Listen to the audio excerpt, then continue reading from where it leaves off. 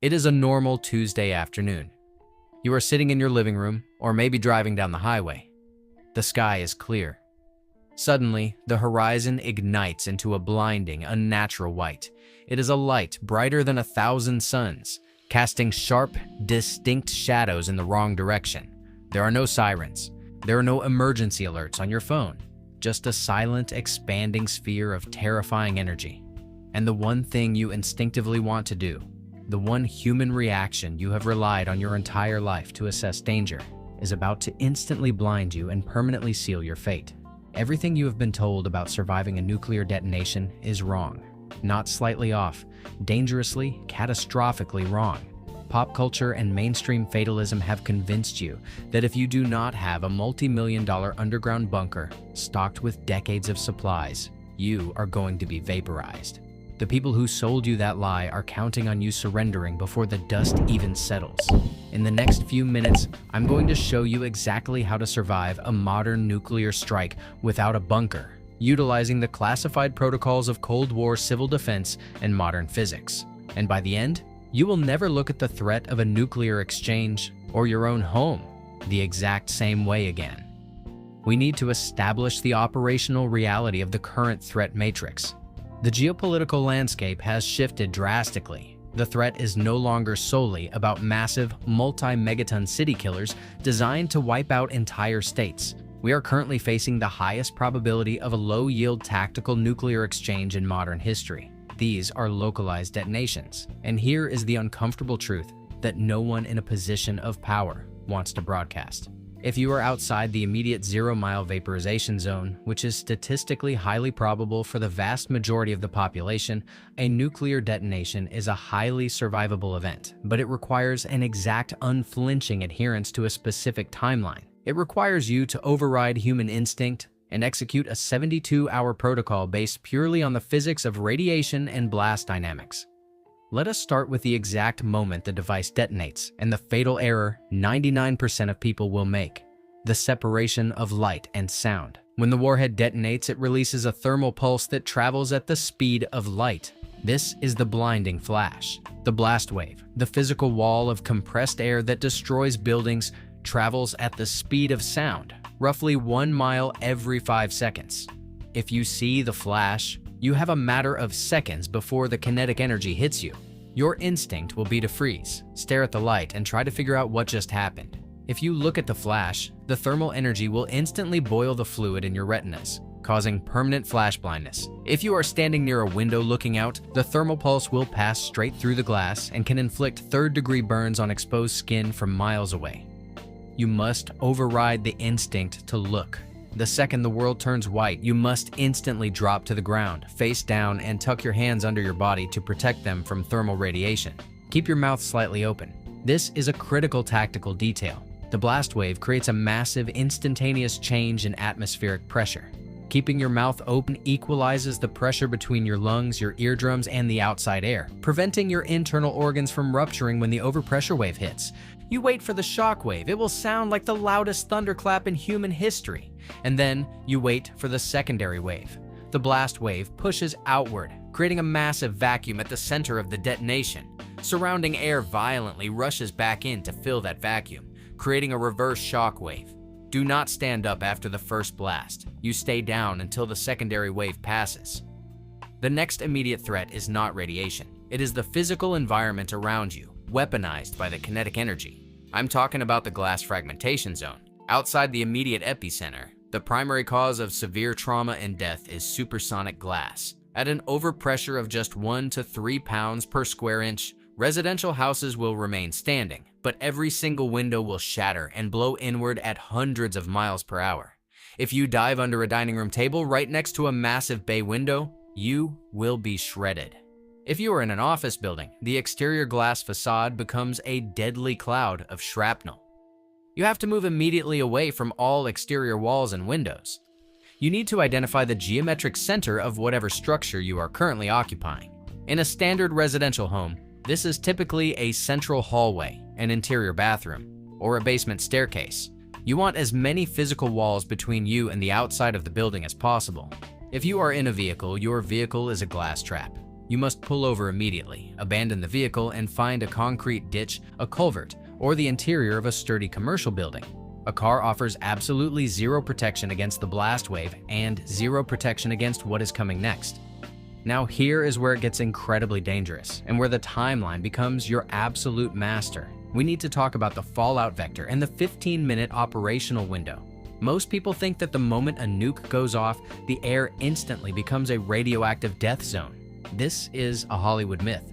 When a surface-level detonation occurs, the fireball vaporizes thousands of tons of dirt, concrete, and debris, pulling it up into the mushroom cloud. This material mixes with the highly radioactive fission products of the bomb. It is carried miles into the stratosphere. But what goes up must come down. It takes roughly 15 minutes for the heaviest, most lethal radioactive particles to begin falling back to Earth in a lethal footprint, dictated by the upper atmospheric winds. This means you have a critical 15-minute window of relatively clean air to make your move. If you are at work and your home is 30 minutes away, you cannot make it home. Do not even try. If you get caught in traffic or out in the open when the fallout begins to descend, which will look like fine, gray, sandy ash, you will absorb a lethal dose of gamma radiation in a matter of hours. During this 15-minute window, your only objective is to find the most structurally dense building within immediate running distance. You are not looking for comfort. You are looking for mass. A multi-story concrete parking garage, a massive commercial office building, a library, or a subterranean subway station. If you are already at home, you do not leave. You prepare to fortify. You want to know the worst part about the fallout phase? It is the psychological terror of knowing the invisible threat is accumulating on your roof and you have no bunker to stop it. But you do not need a bunker if you understand the physics of the halving thickness protocol. Radiation is essentially energy moving through space. To stop it, you have to put dense mass between your biological cells and the radioactive particles outside. The halving thickness is the exact amount of a specific material required to cut the intensity of gamma radiation in half. Let us look at the data. It takes approximately 4/10 of an inch of lead to cut gamma radiation in half. You do not have lead, but it also takes only 2.4 inches of solid concrete, 3.6 inches of packed dirt, or roughly 6 inches of water to achieve the exact same reduction. If you stack 3.6 inches of dirt, the radiation drops by 50%. If you double it to 7.2 inches, it drops by 75%. If you add another layer, it drops by 87.5%. You can literally build an improvised radiation shield inside your own house using standard household mass. If you are in a basement, get into the corner that is most deeply submerged underground. If you do not have a basement, get into an interior closet or a bathtub located in the center of the ground floor. You then pull every heavy object in the house and stack it around you and over you. Mattresses, massive stacks of heavy books, garbage bags hastily filled with dirt from your backyard during that 15-minute window, and every container of water you can find. Water is an incredible radiation shield. If you drag a heavy solid oak dresser into the hallway and fill the drawers with dense books and canned food, you have created a localized protection factor that rivals a dedicated fallout shelter. You are putting mathematical distance and mass between your DNA and the decaying isotopes on your roof.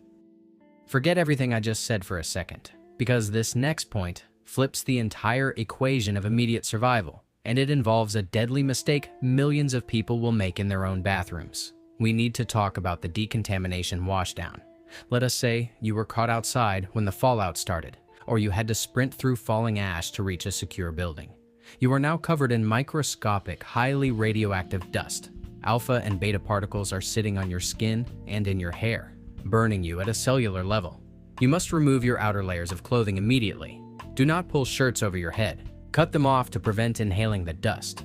Put the clothing in a plastic garbage bag, tie it tight, and throw it as far away from your shelter area as possible. Then, you must wash your body. If the municipal water is still running, you get in the shower.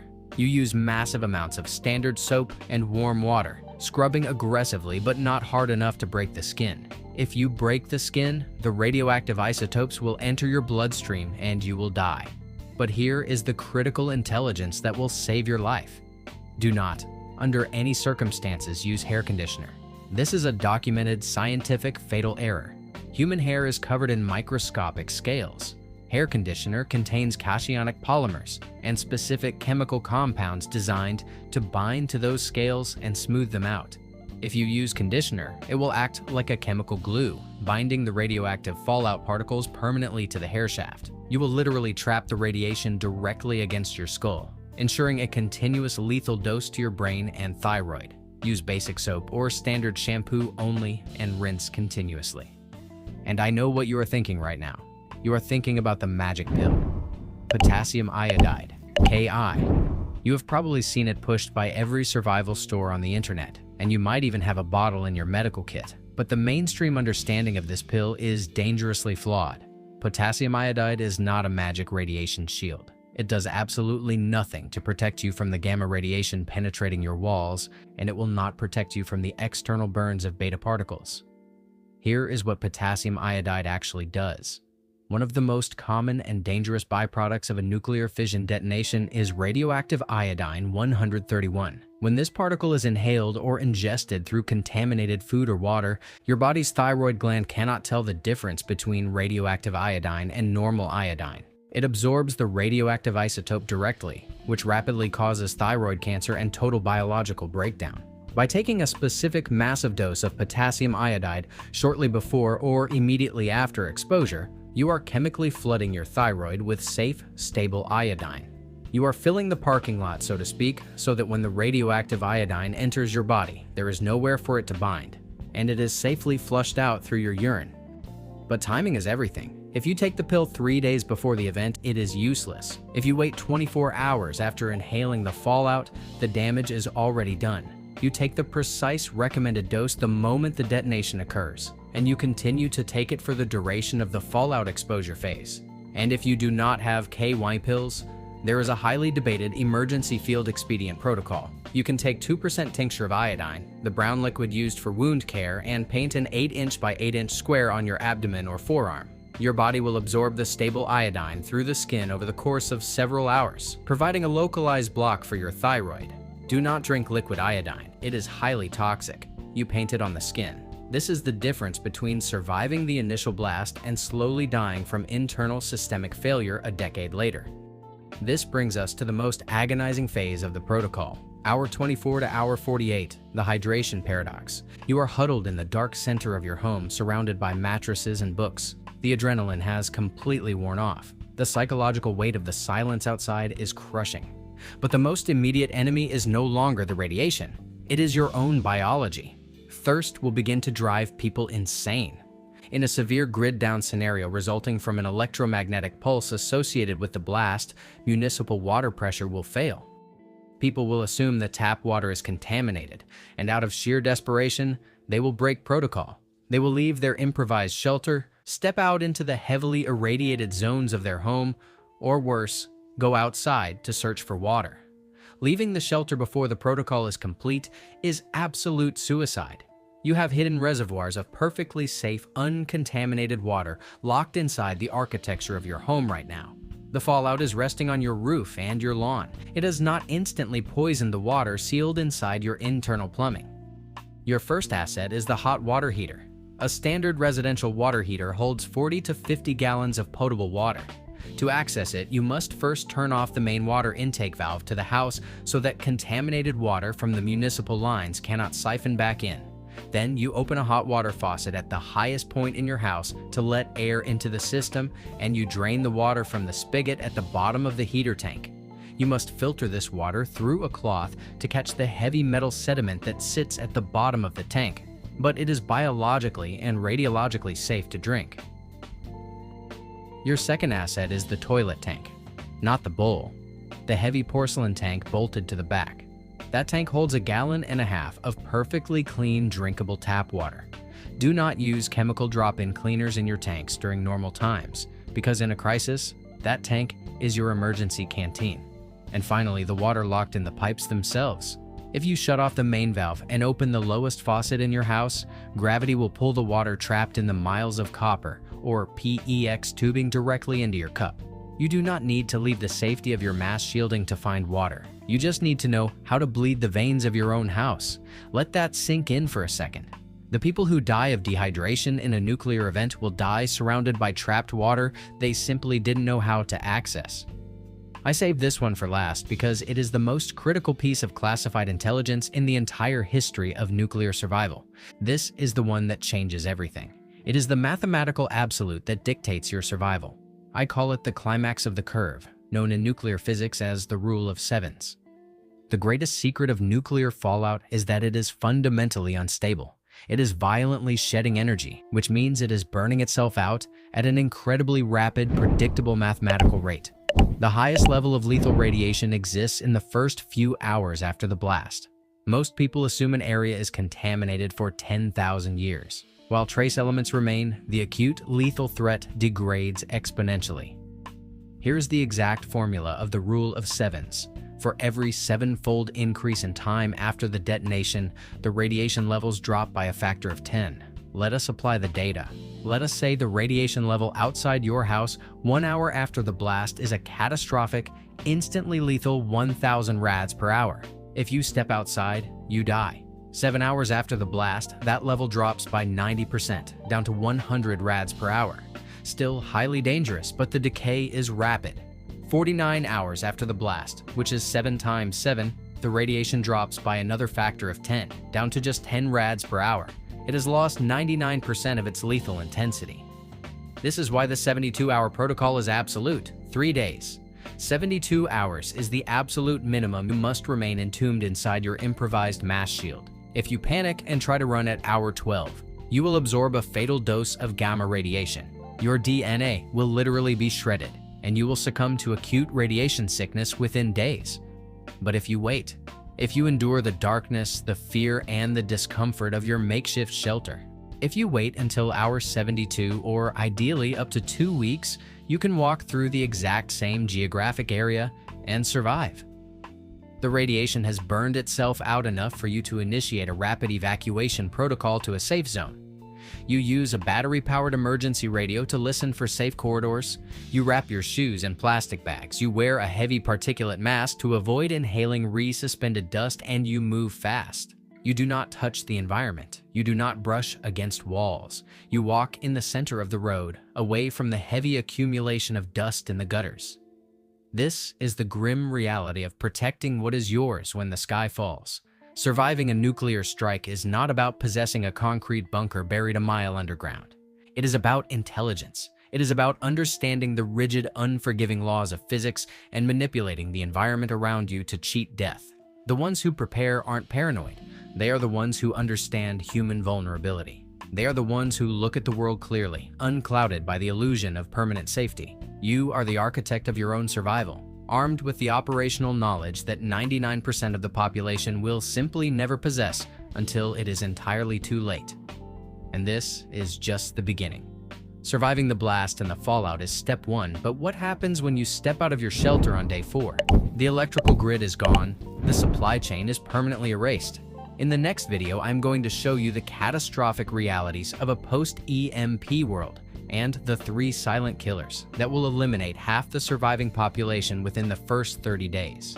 The ones who prepare aren't paranoid. They're the ones who will still be standing. I'll see you in the next one.